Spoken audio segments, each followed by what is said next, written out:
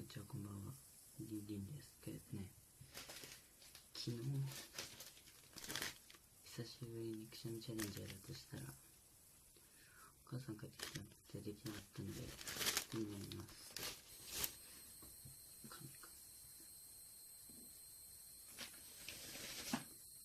れでいいや。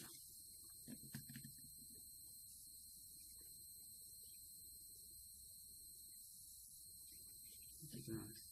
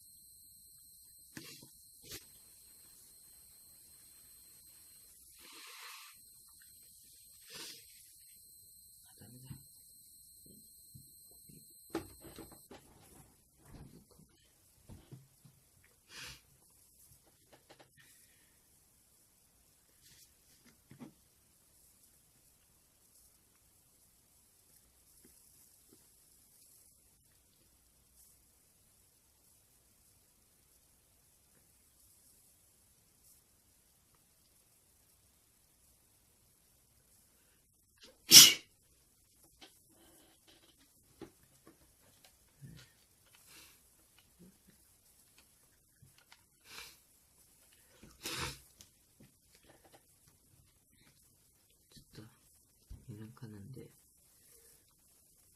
やめときます。というわけで